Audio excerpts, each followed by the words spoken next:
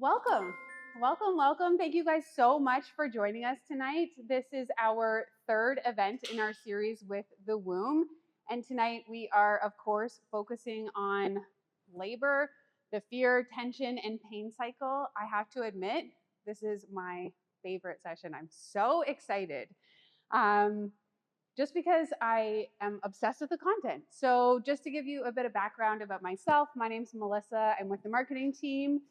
I've been with Snuggle Bugz for, 8 years, and I'm on my third baby.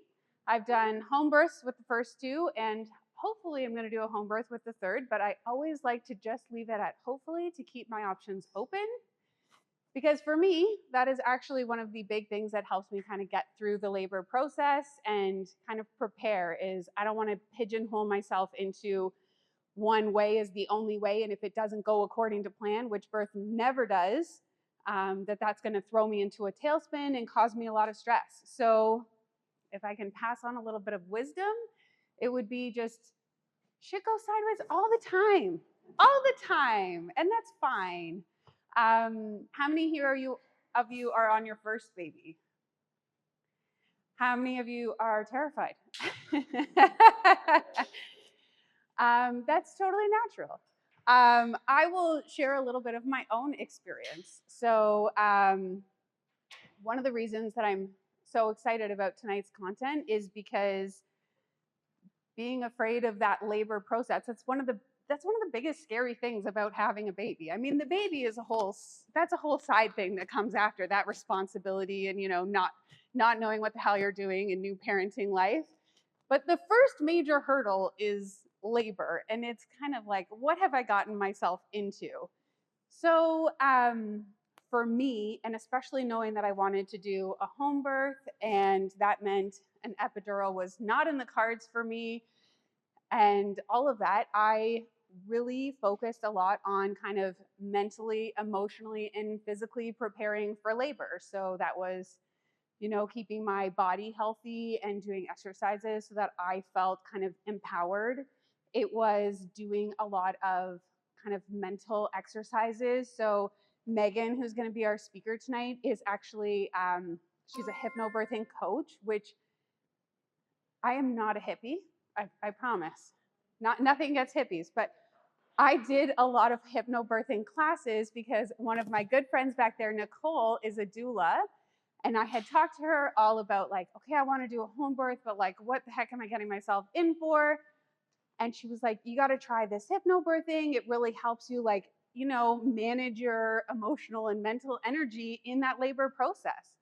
So that was one of the great ways that like that helped me just prepare. I think I used probably 20 to 50% of what I learned, but it was so impactful in those moments because at the end of the day, I remember baby number one was coming out and I was like, oh dear God, what have I gotten myself into? I need to remove myself from this situation immediately. How can I go back?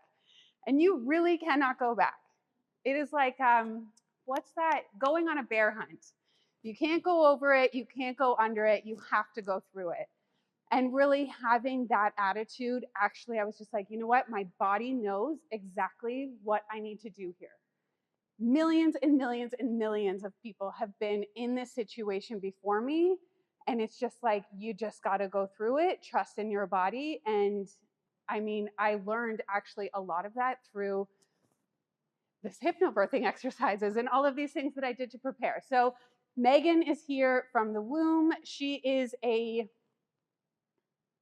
childbirth coach. Sorry, she will introduce herself with her proper title, which I am forgetting in the moment. But ultimately, the womb, I don't know if you guys are familiar, but it stands for the world of my baby. They really offer very comprehensive prenatal and postnatal services to families who, just you need a midwife, you need a massage therapist, you want to go to birthing classes. Like they have such a robust offering of services for expectant parents. And even on the fertility side of things, it's such a wonderful organization. So I definitely encourage you guys to head over there and check them out. Anyways, so what we're going to be doing tonight. Megan will come up on the stage in a couple minutes. She'll tell us all of the amazing wisdom that she has. We'll take a little break at one point while she's chatting, and then we're also going to have Frida come up and chat about some of their Frida Mom products because we're all obsessed with them. So anyways, without further ado, please help me welcome Megan. Okay, hi everyone, welcome. Thank you so much for the warm introduction, Melissa. I'll definitely get into my official title, although it's nothing serious, so don't worry, you nailed it. I'm so excited to be here tonight with everyone, so happy to be here. Honestly, this is like a dream of mine. I was driving here tonight and I just thought to myself, wow, this is really what I've been hoping for, is to be able to be a voice to expecting parents and to hopefully help you change the way you think about birth and change the way you experience birth. And so just welcome. Thank yourself for being here. It's so important to arm yourself with knowledge and to be aware of some of the concepts that we'll think of or talk about this evening as well. And also just want to thank, of course, Snuggle Bugz and the Womb for co-hosting this event. I think it's so important to bring community together during such a beautiful, such a transformative part and time of your lives. This is huge. And I notice all the hands for first-time parents. This is just such a beautiful journey. And you're already nailing it by being here tonight. So just thank yourself for what you had to do to get here tonight. A little bit about me. I don't need the slide for this. I don't know why I'm looking at the slide. So my name is Megan, and I am a childbirth educator, mindset educator with the Womb in the Burlington location. And I'm also the owner and the educator with Two Hearts Hypnobirthing. I recently moved back from a little sleepy seaside village in North Dublin. I have an Irish partner and two daughters, Thea and Ayla. So they are spelt the Irish way with the silent DHs. It was fine over there, but not so much here. And actually, it's my first night away from my 5-month-old Ayla this evening. So if that's a testament to how much I want to be here and to share this with you and how powerful it is, let that resonate. I might have to scoot out right after just in case, but she should be okay. I also hold my 200-hour yoga teacher training, so I love to weave this through my teachings, my courses, in terms of my pregnancy relaxation courses, how I guide meditations, and also how I teach breathing techniques as well. So we'll just continue on. So I just want to welcome everyone to the space. So I just really want to start with just not just physically being present, but emotionally, mentally, fully being present. So I invite you to just take a couple breaths together. So we'll just kind of, if you want to close your eyes, if you feel comfortable, go ahead. If you want to just soften your gaze with me, that's okay too. And just start to notice your breath. And feeling your feet on the ground, feeling how the ground is supporting you, how it's holding you. Releasing any tension from the shoulders and just creating some space between the shoulders and the ears. Let go of any tension you feel in the jaw, any holding in the belly or the fists. And just take a deep inhale into your belly, let it expand. And exhale effortlessly, slowly. One more time, breathing in that fresh oxygen to your body, maybe to your baby. And letting it go, letting any tightness or gripping just fade away. And one more time, big belly breath, feeling the belly expand, maybe even into the ribs. And just exhale slowly, letting that just melt away.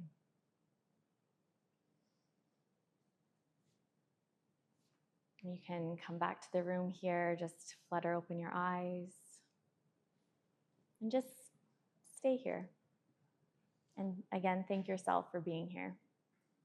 Hopefully we can carry this feeling throughout our conversation tonight. Okay, that felt good. I think I needed it too. All right, so we will take that calmness forward, and tonight's theme is an important one. Melissa talked about, just introducing what this is, and it's something that can profoundly change the way that you experience birth, in my opinion. So tonight we'll have the awareness of what the cycle is, what it means. We'll break it down. We'll understand our fears, where they might come from. And then we will shift that into something more positive. What can we really reframe and shift our focus on for the remainder of our pregnancies and the remainder and into our labor and birth as well. We can keep going. I might take a seat as well. So before we get into it, I want to emphasize that there is no right or wrong way to give birth. So you literally can't get this wrong. So shed any expectations of that, because it just is. So my teaching philosophy and where my teaching philosophy is rooted in is celebrating all births. So no matter how the journey unfolds, every mother, every baby, every birth is unique. And it's my opinion and perspective that that is honored and respected always. So whether or not this is a planned labor you're going into for the first time, or you've done it 2 times and you're heading into your third, any birth choice is valid here. So I just wanted to kind of set that tone.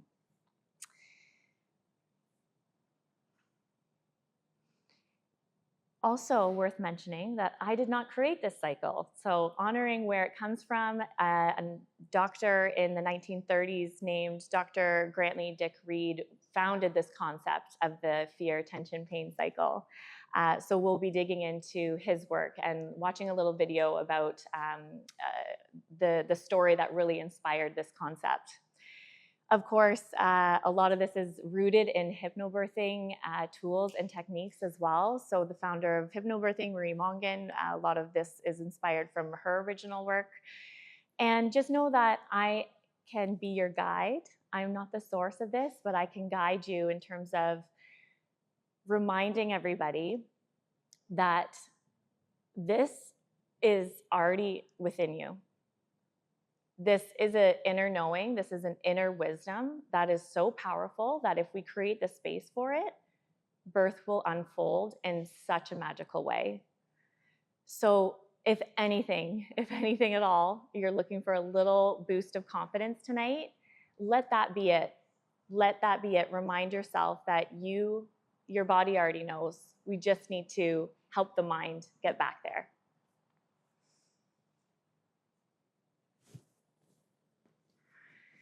So in terms of that inner knowing and that inner wisdom, there's a beautiful book written by an author, Rachel Reed, and she wrote a book called The Childbirth as a Rite of Passage.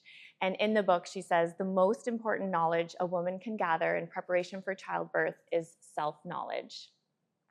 Knowledge about what her body and mind need to feel safe enough to trust her instinct and intuition. So this is all coming back to cultivating such a strong mind-body connection that you can feel really attuned to and connected with those powerful instincts and intuitions that mothers have. It's there for a reason. So our job is just to kind of tease out what doesn't serve us and get back to trusting our instincts because our body knows the way. Okay, and why being here matters. You might be thinking, if you're a mom, if you're a birth partner, like, why am I here? What am I gonna get out of this evening? And I hope a lot, but I think once we start to shift the narrative of pain in childbirth, it becomes something that we can actually use to our advantage and leverage the power behind it.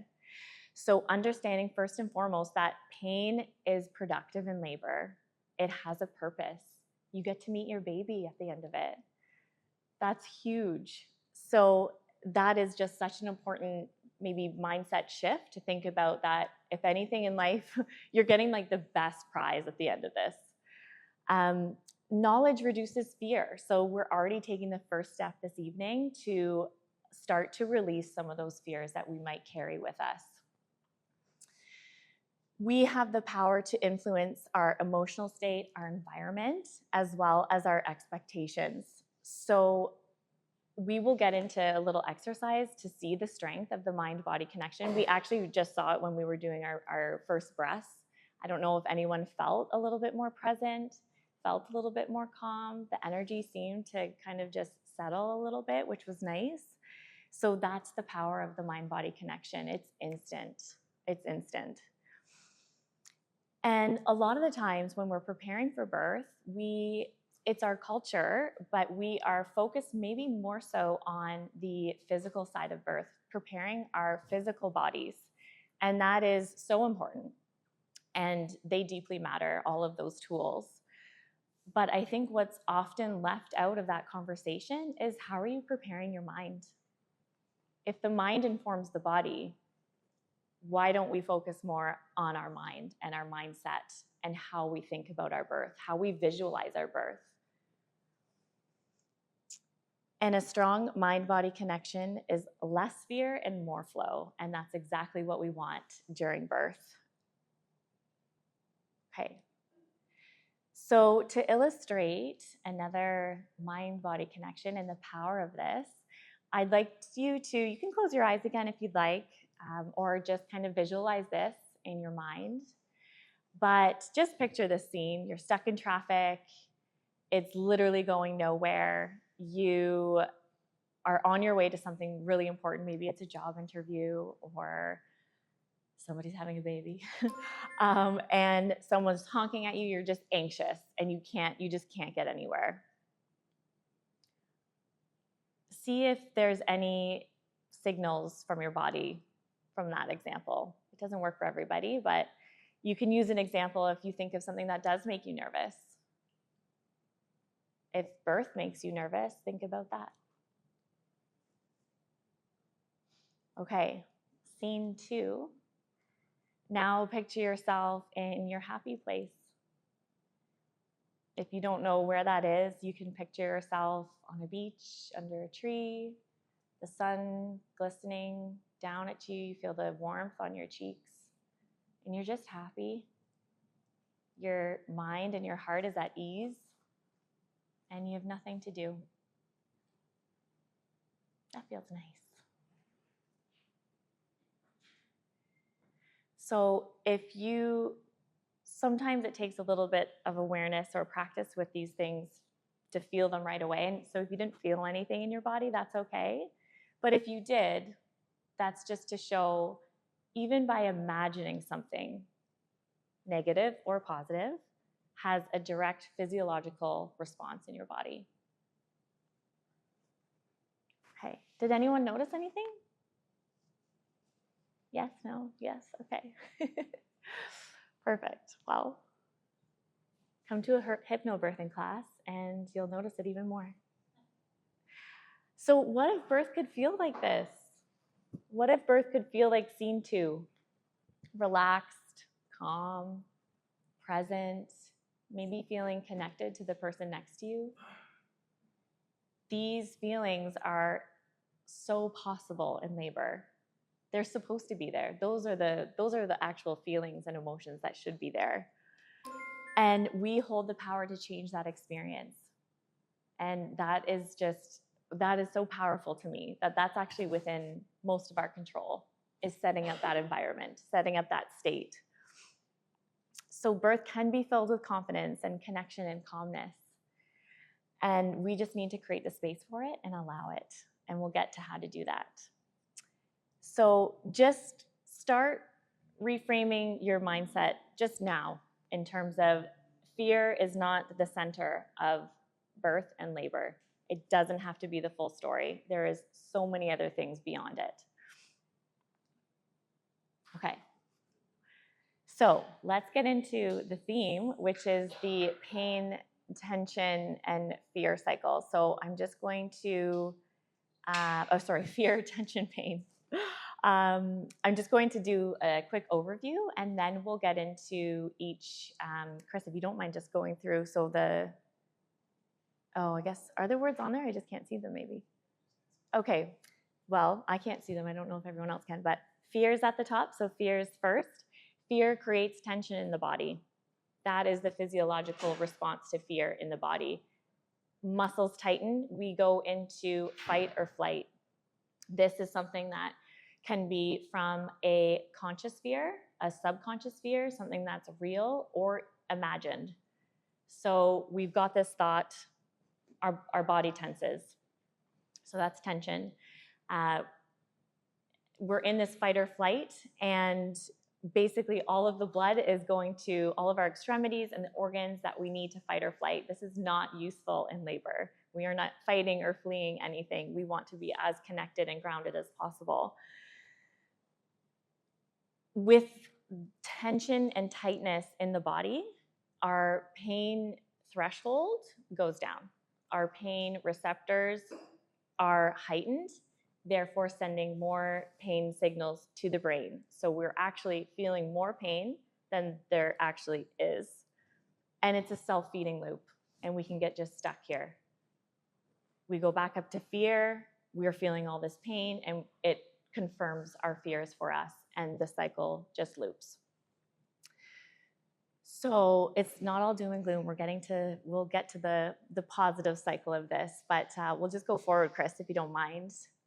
So I want to just take 1 or 2 minutes. You can do this on your own. You can do this with whoever you're here with. It's totally up to you, but I wanted to ask you to write down a couple words that immediately come to mind when you think about your birth and your labor. So I'll just give you a couple minutes to do that. Does anybody want to share what their words are? Yes? Pain, definitely, of course, yeah. Anyone else? Yeah? Empowering, absolutely. That's there for sure, yeah. Nice, yeah. Yeah, definitely, there's so many unknowns. Definitely, yeah. In the back? Anxious, of course, yep. Transition, yep. I mean, there's no right or wrong here, so I'm just saying yep, acknowledging. Okay, so there are, and you can look at your list too. It'll start to kind of paint a picture actually of what your thoughts are. But Chris, we'll just go to the next slide. I wanted to show some of the words that are commonly seen in the courses. On the left here, we kind of have more of word associations that are connected to the fear, tension, pain cycle. And on the right, more empowering and uplifting and positive thinking, which is so, so important. So what I wanted to emphasize here is that there can be two things can be true.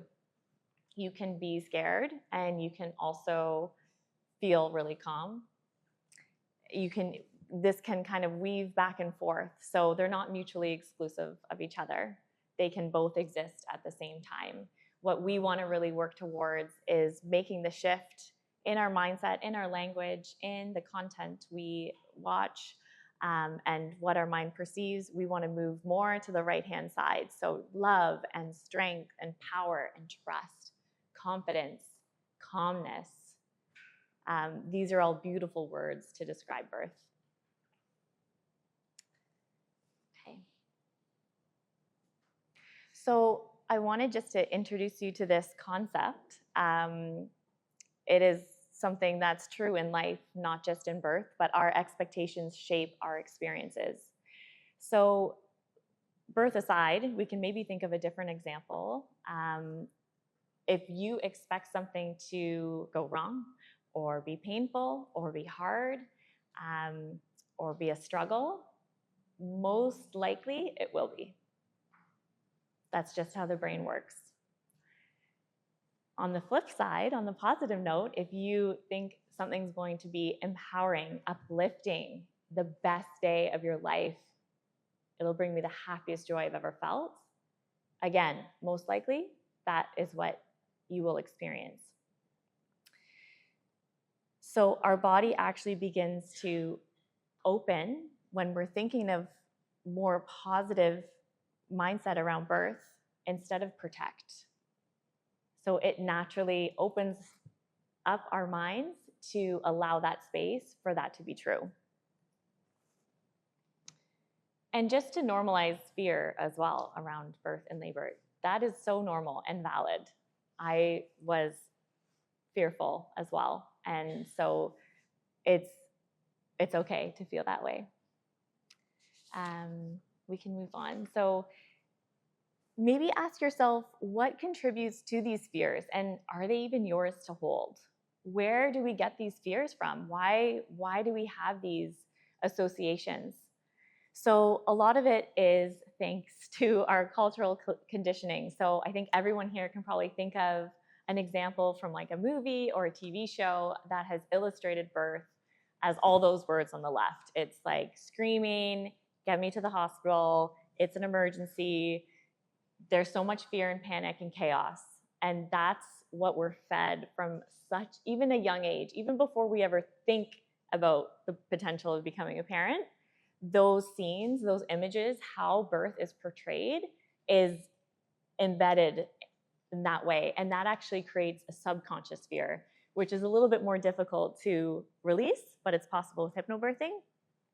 And it's just good to be aware of maybe where we're getting these visualizations and these images from.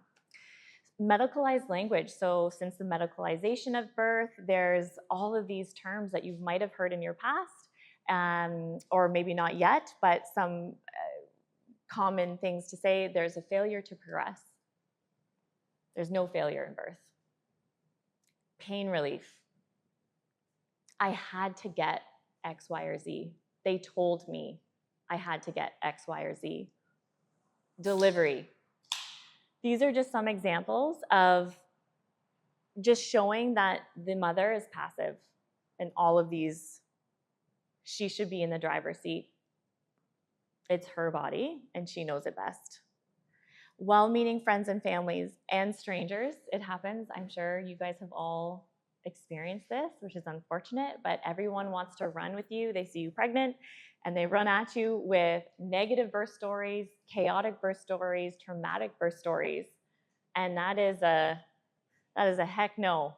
So I will give you some phrases. When someone starts to say that to you, you can say, no, thank you. You can tell them, my hypnobirthing teacher said that I can't listen to this. It's not actually going to serve me. Thanks, but no thanks. And then sometimes our own past experiences too, whether that's birth-related or not. Okay, so we can kind of think about that a little bit, where they come from. Are they yours to hold? And if they're not, we can try and start to release some of those. Okay, so fear. We are talking about fear. This is the first stage of the cycle. So some examples. If you're thinking, what if I can't do this? What if something goes wrong? That's fear. You've just started the cycle. So when there's fear, we're then, like I said, getting into that fight or flight response. The body's now heightened, tight. The body is starting to release all those stress hormones, so cortisol and adrenaline, and those two hormones inhibit the birthing hormone that we want the most of, which is oxytocin. So you're shutting down the birth cocktail that we want. And this leads to what it looks like in labor is slowing or stalling, even stopping. That's actually happened to me in my second birth. I had to, it was happening really fast. The second midwife wasn't there, so they called nurses from the floor, just general nurses. I didn't see their faces, but I heard their voices, and they were talking about their weekend plans. I had nothing in me to say anything, but my labor, which was get all the nurses in the room now, because it was happening so fast, completely stopped. So that is the power. And I've learned something from both my births. My first was a home birth, like Melissa. And then due to positioning at the very end with Ayla, I was induced and had a hospital birth. So very different experiences, but I learned so much from both experiences as well. Okay, so that's fear. Does that make sense to everyone, that component? If you have a question or there's something that feels unclear or sticky or is just not resonating, just please let me know. We can talk through it. Okay, so tension. So fear creates tension in the body. So we're tense. The blood flow, again, is going to not the organs that we want it to go to. We want it to stay in the uterus. It is not staying in the uterus in fight or flight. The uterus becomes less efficient. So if you think of a balloon, and you think of blowing up the balloon to its max capacity, so you can't really move it at all. That's the tension that we don't want in the uterus. If we blow it halfway up, it can flow. It can move really well. We can kind of move it all around. And so if you're a visual learner like me, sometimes that imagery helps. Tight muscles create resistance, so especially in the pelvic floor. And that resistance will not be great for helping the baby descend.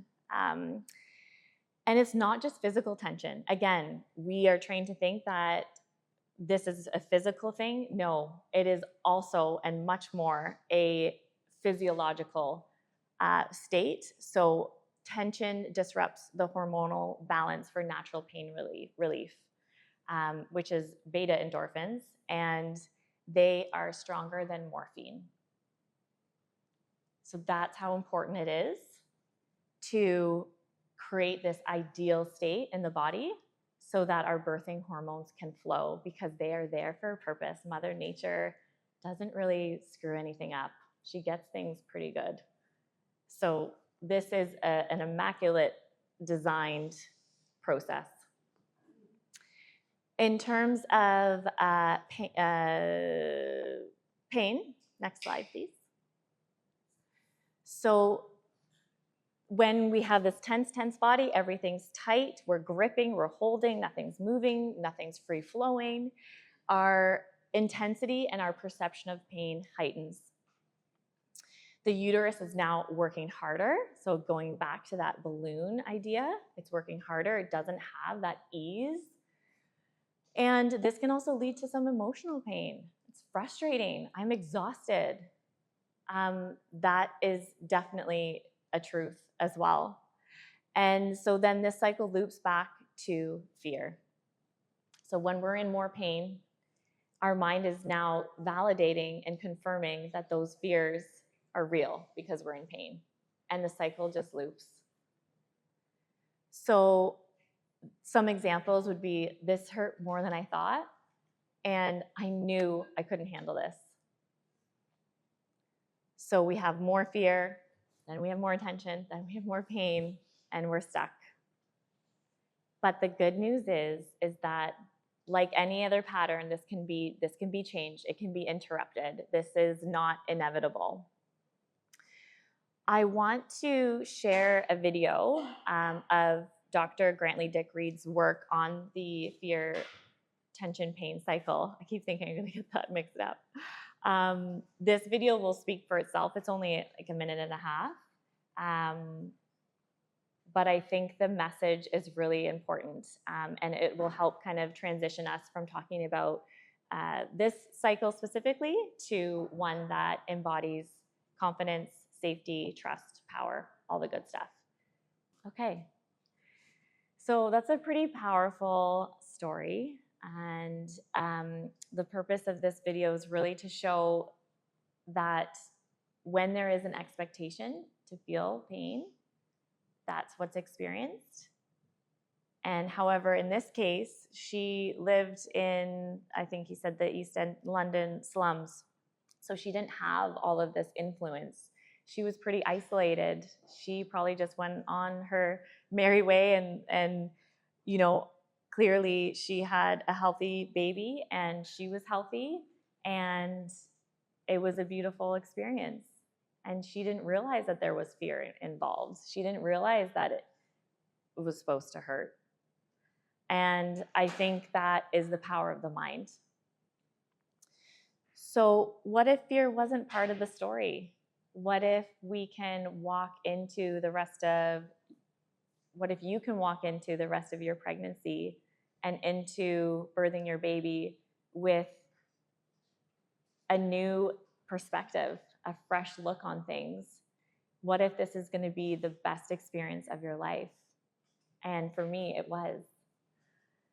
So I actually second-guessed myself, including this picture, and then I thought, no, like that's the whole point. So I actually had to check myself as well, and maybe just an opportunity. When you first saw that picture, what did it bring up for you? Is like there's, you know, obviously there's blood, there's sweat. It doesn't look overly glamorous. But is that something you kind of shy away from, or have any assumptions about what's happening? Or do you see its beauty? Do you see the power? Very natural. Yeah, definitely. So it's just interesting, just a reflection. I was just sitting here thinking about that. So the story of the Whitechapel woman is so powerful because she was left undisturbed. Nothing, no one was coming in and out, no machines beeping at her, and something beautiful unfolded. So let's start to look at how we can shift into this space where we want to be, where the birthing hormone cocktail can flow for us. So this looks something like this. I have a few different examples if this doesn't particularly resonate with you, but we start with confidence. How do we boost our confidence? Through knowledge. So just by being here this evening, you hopefully will leave with a little bit more confidence, maybe feeling a little bit more safe. That confidence will lead to feelings of being calm. What's there to fear? If I'm confident, I can be calm. And that calmness then translates to being comfortable, or surrendering, or releasing and letting it flow. And then this is the cycle that we're in for labor. And this is where the power is. This is where all the beauty resides. It's magic, trust me. So if this doesn't resonate with you, Chris, if you can just flick through the next few slides, safety, softness, sensation. Maybe those are better for you. Power, presence, release. Potentially. What about trust? Trusting in our body, going back to that inner wisdom, that inner knowing. Surrendering to what birth is, and then just letting it flow. Okay, so what we did similarly with the fear, tension, pain cycle, we'll do here. So I've used the first example, confidence, calm, comfort. So how do we build our confidence? Confidence is built through knowledge and preparation. So again, just by being here, you guys are awesome. This is the first step into really shifting our mindset, really reframing all of our assumptions that we have in our mind. If you know how to advocate for yourself, so taking any sort of mental childbirth education courses, knowing how to advocate for yourself is huge. For your birth partner as well. This is a massive one. When a woman is deep into labor, we do not want her using her logical, analytical mind. That shifts her out of the limbic system and into thinking brain. Doesn't work well for labor. So it's our birth partner's responsibility, if we have one, to really help be that advocate, be that spokesperson, and know kind of what choices and what the birth preferences are. That's another thing. Try not to stick to a plan. I know Melissa said this and it was bang on. Don't make your birth plan, make your birth preferences, because things change. Trusting your body and your instincts. So really finding ways to cultivate that mind-body connection. Start with simple breathing techniques every day. Really try to tune into that conversation that is constant between your mind and your body. Your mind informs the body informs the mind, and it's cyclical. They're in constant communication. So how can we really cultivate a strong mind-body connection? Letting go of fear through understanding. So this is very similar to being knowledgeable, to arming yourself with all of the insight to get you ready for this big journey, this beautiful journey. And surrounding yourself with supportive voices. So choosing intentionally your team, your care team if you can, and who you surround yourself with on a daily basis as well. Just a little affirmation too on the side for extra. Okay, we'll move to creating calmness. So when we think of calm, I think it's kind of almost instant that we think that it's a feeling, but no, it's a physiological state of being. So when we did our breathing exercise, we felt a little more present, a little bit more calm. That's the physiological response to feeling that. So this is created through breath. Simple. It's created through movement and relaxation techniques. A supportive birth environment. So you've all maybe heard, but lighting, huge. Sounds, so familiar music, favorite songs, when you think of yourself at your calmest, pick and choose what those things are. Is it a song? Is it a smell? Is it a favorite t-shirt? These are called anchors in hypnobirthing, and they are so important to have with you as tools throughout your birth experience. So it's not just a salt lamp, okay? It is so much more than just a salt lamp. The salt lamp will change your hormones in your body.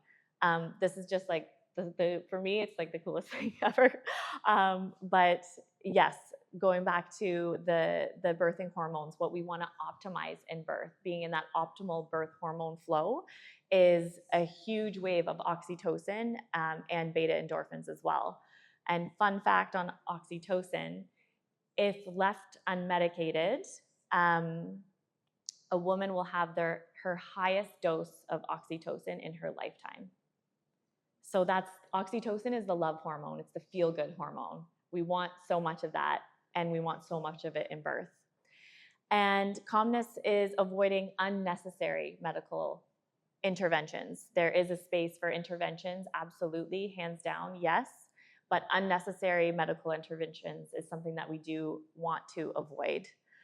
And all of this calmness will encourage softening and opening in labor, and those are certainly things that we want. And lastly, we come to comfort. So comfort isn't the absence of sensation. It is how we go about coping with the sensations of labor. So it comes from movement, from breath, from support, and our mindset. If you do have a birth partner, think about physical touch, different positions that you can get into, water therapy, the shower is great. Using anchors, like I said, so music, scent, t-shirts, things like that. Just create your coziest place. That actually reminds me of, if you look at how other mammals birth, we are actually the only mammal that fears birth. There's no other mammal that fears birth. So I think that says something too. And then of course, comfort reinforces that safety and confidence. And then we are in this flow, in this positive cycle. And that's really where the beauty is. To touch on the birthing hormones, I did want to highlight this because I think it's such an important part. I've kind of highlighted a few things already, but the two birthing hormones that we want to optimize in labor is oxytocin and beta endorphins. So just a few points on what oxytocin actually does. It causes the uterus to contract. So when we first go into labor and then throughout labor as well, it contributes to the euphoria during and after birth, which you may have heard this term before, but it might be described as going into labor land.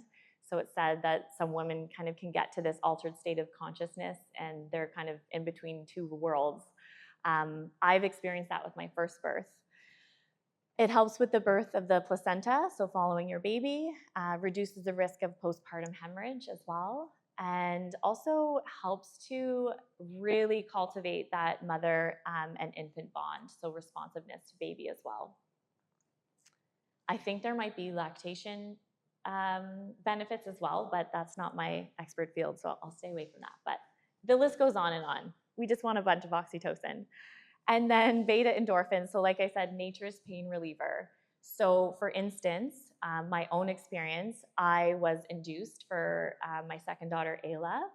And when you're induced with a synthetic form of oxytocin, which is called Pitocin. And that doesn't go through the blood-brain barrier. So you actually don't get the beta endorphins alongside of it. You're only getting the doses of oxytocin. So that's just knowledge. There's nothing wrong with if you choose, if that's your choice. I had to go down that route because she ended up being sideways, and the alternative was an abdominal or a planned cesarean. So I just wanted to try my best to avoid that if I could. In terms of beta endorphins, so they block pain signals. So again, helping us kind of just dampen the effect of the pain that might be there, the sensations that might be there. Reduces stress. Again, helping with that feeling of euphoria, that altered state of consciousness, and reinforces the mother-infant bond. So a lot of similarities there, but I just wanted to highlight how important it's not just about setting up, a vibe. It really does matter. Okay, now how do we start? How do we start? How do we move towards this? So positive birth stories. I have a slide at the end you can take a shot of or picture of with a podcast, one book, one podcast, and one social media account, because I feel like it's overwhelming when you get too many. So those were my favorites. Be selective on content. So if you're scrolling, just be mindful of what you're seeing and choose to move away from it or choose to watch something that's a little bit more positive that'll serve this new mindset shift. Visualization. So instead of visualizing, your what ifs, what could go wrong, what if I'm not good at this, shifting that. What if I'm gonna rock this? What does that look like? Mindset birth courses like Hypnobirthing, like any sort of childbirth prep education for the mind. Assessing your birth vocabulary. So we did that tonight with our words, just starting to be aware of what we're connecting to birth. Learn about physiological birth. What are the stages of labor? If you know the stages of labor, you know what to expect, and then the fear is less. Learn about coping strategies. How can your birth partner help you get into a better physical position? Intuitive coping strategies too, using the power of your voice. This is a very primal thing. Like roar if you want to roar, and don't let anyone stop you, because that'll help you. Affirmations, great. Create your birth preferences, not your birth plan. Went there, and build your support team. So lots on your to-do list, but it's possible. And if you're towards the end of your pregnancy, you still have time. So if you're thinking that, it's never too late. It's never too late for this. We'll just move on, Chris, if you don't mind. Birth partners. Okay. Do not underestimate how important your role is. I cannot stress that enough. You are not on the sidelines. You actually hold the power to completely transform the experience for your partner. Oftentimes, this might be thought of as like the biggest cheerleader in the room, saying like, you got this, you're amazing, I'm so proud of you. Sometimes it's actually more about being quiet and holding the space with love and letting her just go tune right in and get to that place where those hormones will flow. So it can look like different ways. It's not necessarily what we assume. You are jointly in this together. You are a team, and you're the best team for your baby. So sometimes the baby is forgotten in all this. It's a huge day for them too. And we want to make that a positive experience for them. There is research that says that we do subconsciously remember how we came into the world. You are also the keeper of the cave. So for my story, I wish I would have put a sign on the door saying that we were a hypnobirthing couple, and that if you were to enter the room, you don't talk about your weekends. That's something that I would have changed going if I have a third baby. And you're their advocate. So again, I think I already mentioned that, but you're that spokesperson. So you need to know the preferences inside and out. Okay. I hope that empowers you, not scares you. It's a really empowering position to be in. Yeah. Nice. Okay. We're almost there, guys.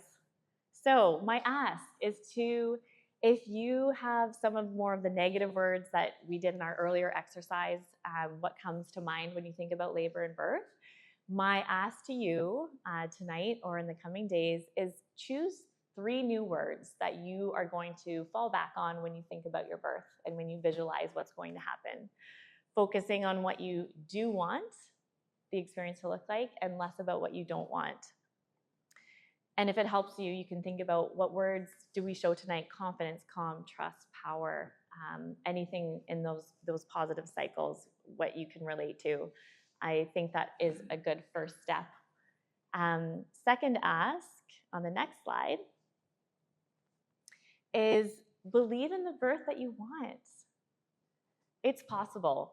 Anything that you can dream of that you want your birth to be, it is so possible. So rewriting your what ifs. So some of those fear examples that we had up on the slides earlier. What if I can't do this? What if I can do this? And it is the best, most amazing experience of my life. So when we change the story we tell about birth, we change how it feels.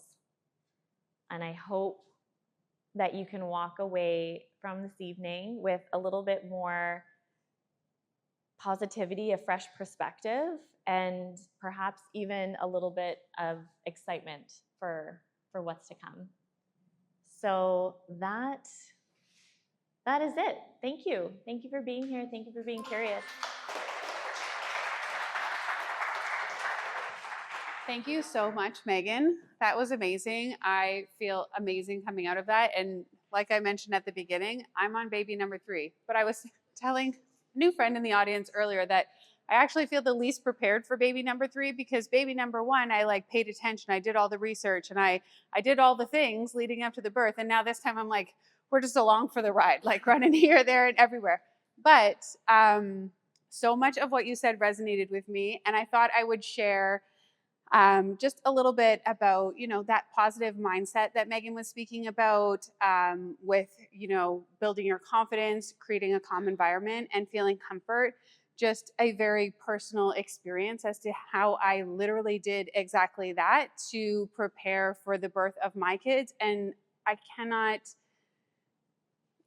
can't overstate enough just how impactful it was in really breaking down that fear, pain, tension cycle, because that was actually something that my friend Nicole, the doula that I mentioned earlier, had kind of warned me about. She was like, this is just something you want to be very mindful of. And having that preparation really made all the difference. So in terms of my personal experiences, what I did to build my confidence was I did hypnobirthing meditations. That's just on YouTube. I looked it up and I sat in the bath a couple nights and listened to these hypnobirthing exercises. They talked about breathing and, ways to frame your mindset through the labor process. I did exercise, a lot of body flow, so that I felt very empowered in my body. I made my husband watch YouTube videos of every different type of birth with me. So we're talking like planned cesarean, unplanned cesarean, hospital birth with pain meds, without pain meds, a natural or a home birth in the bath. And just so that, because I really wanted to be very aware and prepared, that is what makes me feel confident. I realize some people are like, ignorance is better for me. But for me, I wanted to kind of know all of the different outcomes and just see how did that roll out, so that if I found myself in any scenario, I wasn't, bombarded by, oh my God, I had no idea I was going to go in this direction and I'm not prepared for it. So that was one thing that really helped us. I also listen to a lot of birthing podcasts. There's like so many podcasts now that tell you where people come on and tell stories about their birth experience. And I found that to be really helpful. In terms of, building my calm, if you will, I had a very chill birthing playlist.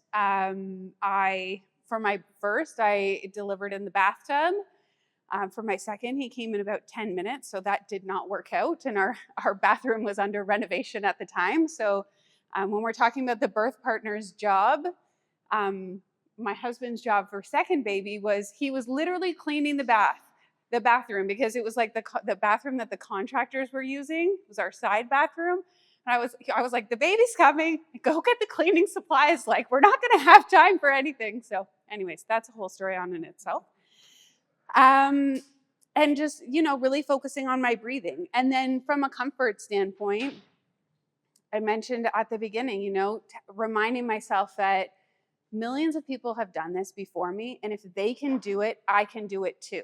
And I think really reminding yourself, like, I am woman. My body knows exactly what to do. Like, I will get through this. My body intuitively knows, and really trusting yourself in that process, I think makes a huge difference.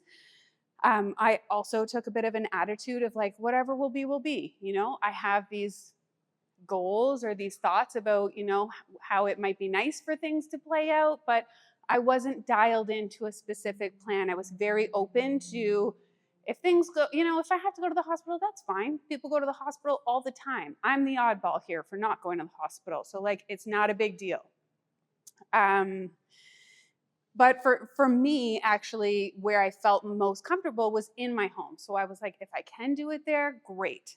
My mom and my sister thought I was friggin' nuts and tried to talk me out of it the whole time. So I was like, you do you.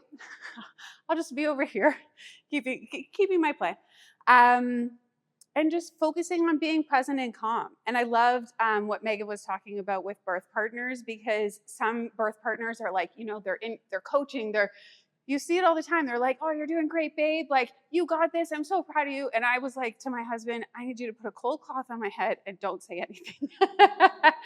So it's just like, know yourself and know what works for you, and be prepared to advocate for that, because it really is, it's a big time for everybody. And however you can be most comfortable, confident, and calm throughout that whole process will really, it's going to be beautiful. So with that all being said, apparently I'm talking about myself a lot tonight, but we have our Frida team here. So with my first, Frida Mom did not exist in the market, and I'm still butthurt about it because I was missing out on some great products, especially the Peri bottle, which I was just saying, my midwives gave me the Peri bottle today for my next birth, and I was like, the one that the hospitals give you, it's terrible. It's terrible. It's like being under a jet stream. So they're going to talk to you about some of the Frida Mom products that are kind of fan favorites. Love them myself. Cannot advocate enough. Actually, it spurned a whole conversation with my midwife today about how much people fangirl over Frida Mom products, because they are made for mamas. So Amy and Daniela are going to come up and just do a little chat. And then after they're done, we've got some door prizes that we'll do. Then we'll do a little mix and mingle. So if you guys want to chat with the womb, with Megan, or head over to the Frida Mom table, we do have, of course, 15% off Frida today, just for you guys. But that's kind of what the next 10, 15 minutes are going to look like. Okay? Amazing. Here is Amy and Daniela. Hello, everyone. Thank you for Hello. having us. Thank you to Snuggle Bugz and the Womb for letting us join the party tonight. It's actually a really interesting topic for Frida because basically the mandate with Frida is to make sure that we prepare, not scare. So the motto is Parenthood Prepared. And I think it's so crucial that we talk about the raw realities of parenthood and motherhood, but in a way that prepares you and everyone and doesn't scare you. So with that, we're going to talk about our top 3 products that we recommend no matter which way you're going to give birth. So I've had 2 C-sections, and I definitely was that woman that told her husband to shut up. I actually had 2 vaginal births, and my husband was my biggest cheerleader. So different strokes for different folks. Yeah, and I actually found when I was on the table having my C-section, I did the alphabet in my head, and it just helped sort of center me, calm me down, because it's scary when you're laying there, and I found that doing an exercise like that really helps. So little tidbit. So as far as products go with Frida, sort of jumping off of Melissa's point with the peri bottle, what they give you in the hospital is a glorified ketchup bottle that is like a jet stream and does not feel good. So the Frida peri bottle is ergonomically designed that when you gently squeeze the bottle, the water comes out in a nice sort of easy flow rather than a straight gush out. And a thing that a lot of people don't realize is that you do need a peri bottle after you've had a C-section. And I may be biased, but I do think almost even more so, because you've had a big wound, your muscles hurt, and it's harder to clean and the area after you've given birth. Because you're still passing clots after you've had a C-section, you still need to care for your vagina and after you go to the bathroom, and it's really hard to contort your body to make sure you wipe properly. So a peri bottle is actually crucial for both ways of giving birth.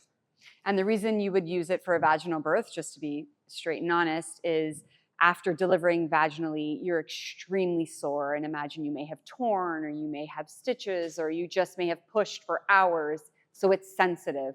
So wiping or even patting dry is extremely uncomfortable. So having a peri bottle allows for you to, have a bidet on the go.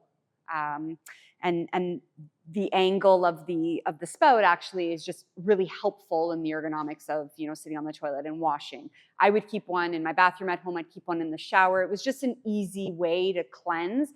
Also, feeling clean and fresh daily is sometimes it's a treat, because you forget to care for yourself also. So just these little simple things that will help you with your own recovery are really important. Next item is the underwear. So this is the postpartum hospital underwear. It comes in a boy short. It also comes in a brief. They call this one the postpartum regular boy short, and the other they traditionally call it a C-section underwear. Really, for a C-section, you can use either. It's just really dependent on your fit. Do you prefer a boy short, or do you prefer a brief? It has a really tight knit on it in the fabric, which allows for a compression. And post-birth, like you would be wearing a pair of tights now over your belly, it just feels comfortable to be snug with something over your belly. It's the same after birth. So you have this oversized underwear, of course, that fits this really attractive pad that we're going to show you next. But it's just conducive and really supportive to your process and the postnatal care that you need to kind of abide by for your own recovery. So again, nice and high waist, boy short fit. The crotch area is really wide for that pad, and it applies that compression that just makes everything feel a lot more comfortable. The quality is phenomenal. You can wear this a full day and remove a pad on and off of it without it tearing. The hospital will give you one post-birth. They'll put you in a gauze underwear, but it will tear. It's gauze. It's like a cheesecloth, and that's all it is. Just it's a one-time use. Whereas this one, it'll last you about a full day because of the quality. This one we recommend. So peri bottle underwear, absolutely recommend. Doesn't matter your birth journey. And then the third item is our postpartum catch-all pad. And the most unique thing about this catch-all pad is it's got these gussets on the side. So it's built like a diaper because, as Amy said, you're bleeding, but it's not like a menstrual bleeding. It's different. It's heavier. It's thicker. There's some blood clots. There's just all the things happening. That's just the harsh reality. But this actually catches it all and holds it all in. The Frida pad is actually 5 times more absorbent than your average maxi pad that you would use, for your menstrual cycle. Really wide and really long. Again, fits perfectly in the postpartum underwear. We likely don't have underwear at home in our drawer that'll fit a pad like that. So that's why the whole regime fits and works together. Those are our top 3 that we recommend no matter your birth journey. We've definitely got a whole other slew of products that you guys may have seen and are aware of. This is really important for your recovery. Frida Baby is an extensive line of all of the baby items that you need for all the, tough times or snotty babies or gassy babies and all that, and that's great. But we're always prepared for baby, and it's us that we forget about. It's our own recovery that's deprioritized. So that's. Yeah, I would go also ahead. say in my hospital, they gave me a pad, and they were like, okay, that'll be $2 per pad after that. And so it's important that if you're paying for it in any way, may as well be a pad that you actually like, that it's comfortable for you. A lot of the incontinence pads that are heavy absorbency are thick as a pool noodle, it feels like, and it's not comfortable to sit on after birth. So these are nice and thin. Same thing with the underwear. They do eventually start charging you, and who wants to pay for something that looks atrocious and also is uncomfortable, rips, and then you're paying for them as you go. So it's important to make sure that you're getting the stuff that you want. And that's that. Happy to, yes? The pads, can you let them put in the freezer? Or is that a different type? Frida has ice maxi pads that are good for about 20 minutes. They're for comfort and relief after. These would be like a traditional pad, but they're geared specifically for postpartum. Any other questions?